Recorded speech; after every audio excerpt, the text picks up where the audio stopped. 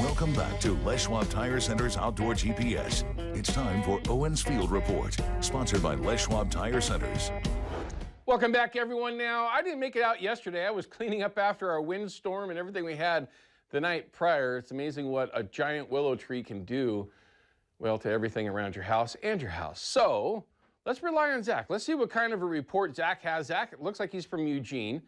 Before we get to all of our typical stuff, he's got a report from this morning, a duck report. Zach, how'd things go for you down there? Were you hunting in Eugene or where were you, roughly? We were on the outskirts of Eugene. We limited by 8 o'clock. Wow. 2 limits. Now, I got to ask, man, I got a lot of questions. So everybody sit back, relax, and we're going to ask some questions here. What kind of ducks did you shoot? Were they mallards, pintail, widgeon, a mix of everything? What were they? 3 green wing males, 4 spoonbills, and 7 widgeons. Okay, so a dirty bag. Nothing wrong with a dirty bag, everyone. But that's no mallards, but we did get a bunch of northern ducks at least.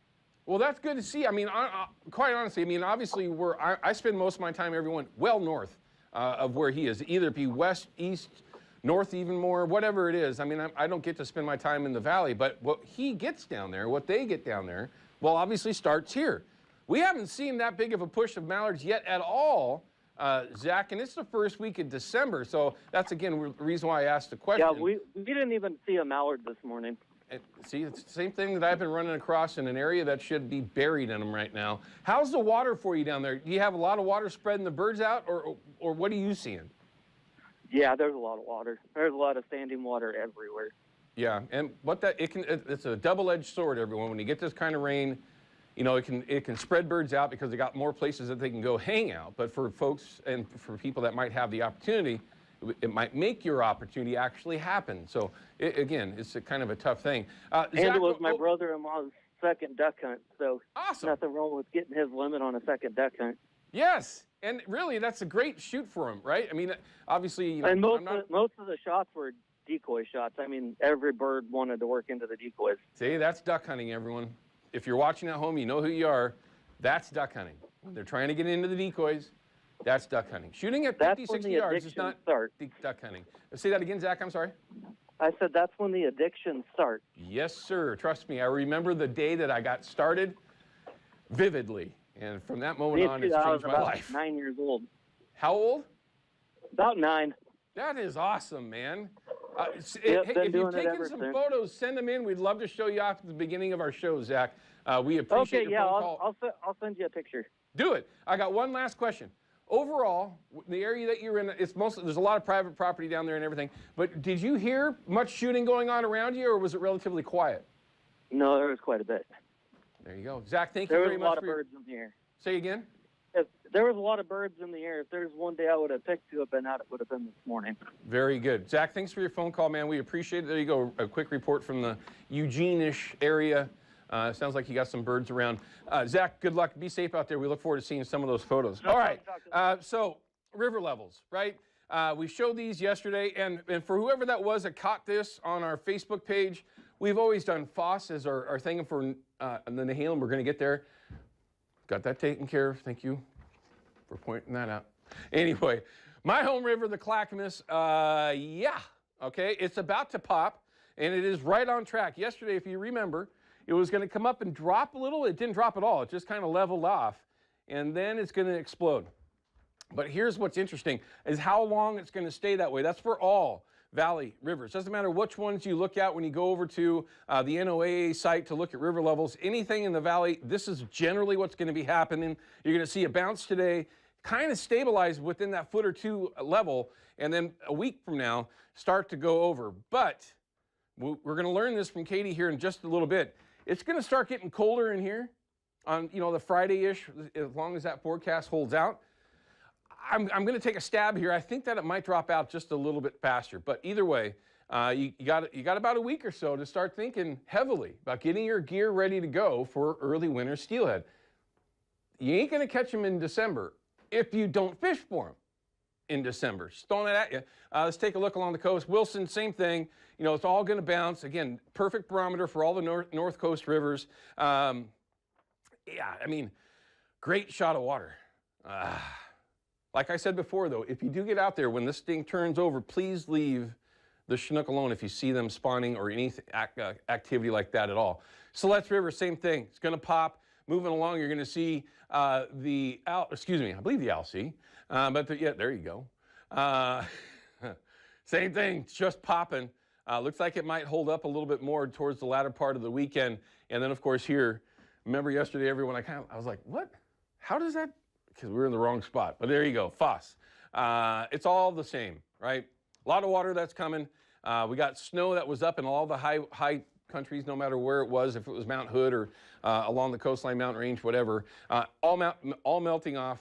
It's going to be in the rivers, and things are going to change. If you are half as crazy about steelhead as I am about ducks right now, you need to be getting crazed. I mean, this is the time. First week of December, we got a blowout. I mean, you can't ask for a better situation for that middle part, latter part, before Christmas, right? To get out there and maybe get lucky. I mean, last year for myself, December was the best month, really. January, February was a struggle for winter steelhead. So hopefully that'll kind of hold on. Good luck to you if you get out there. Send some photos. We'd love to show you off. Procure will help you, though. If you send an email to Jason over at Procure, you might have a chance to win this prize pack. And if you do, well, it's kind of weird seeing yourself disappear there. I don't know, everyone. You might not get to see that yourself, but that was kind of weird. You'll have a chance to maybe be a little bit more successful out there. And Jason, they do pick out a winner every week. And this one will certainly help you be more successful. Also, yesterday I had mentioned the Kai warehouse sale. We had one of our individuals on Facebook that saw it, went over there, and had nothing but very interesting things. Spent too much money, apparently. But it's also a great way to save a ton of dough. Goes through 2 o'clock today. They're in Tualatin. If you need any cutlery or if you're looking for really cool, Christmas gift ideas, whatever it might be, that is the time to head there. And you don't even have to wait in line overnight in the tent like some people did before it opened on Friday. True story. There you go. Take a look at it.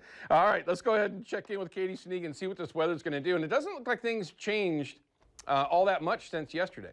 The only thing that's changed really is just there was a slight shift in the showers to maybe Friday morning, but this is what I wanted to show you.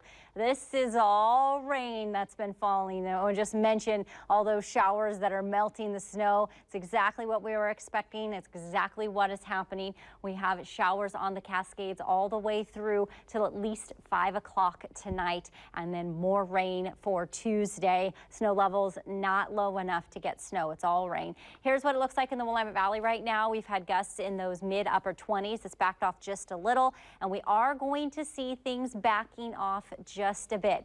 Here's what we've had just in the first 3 days. So can't obviously count Thursday because that was in December or in November, but December 1st, 2nd, and 3rd, just a little more than 2 inches just in the 3 days, and 5.5 is about the average that we get for the month. That's a pretty good start, if I do say so myself.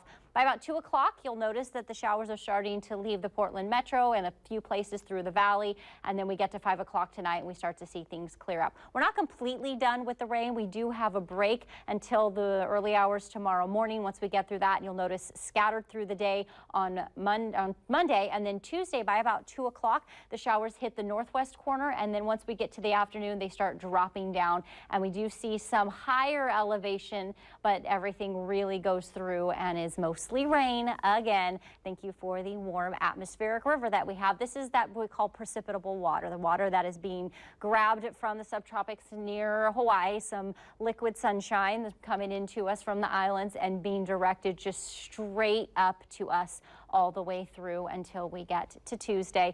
And then Wednesday, we have a trough coming down that'll begin to shift things for us. We'll start to see a bit more warmth go away and a bit more dryness come out. So this is what I was talking about. Oh, and yesterday it looked like Friday would be dry. Today it looks like there might be a few morning showers, but we still see a ridge. It's just watching to see when it actually builds in for us.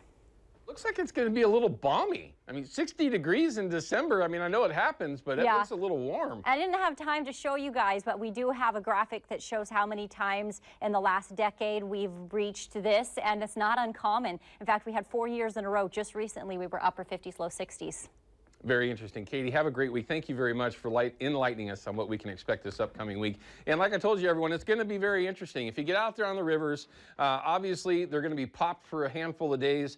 Perfect opportunity to start getting your gear ready for your upcoming trips for winter steelhead or whatever it might be doing, whatever you might be doing, that is. All right, when we come back from this break, we're going to have Cameron Black from Gone Catching Guide Service on the line for just a couple of quick segments. He's in Ohio actually chasing steelhead. Believe it.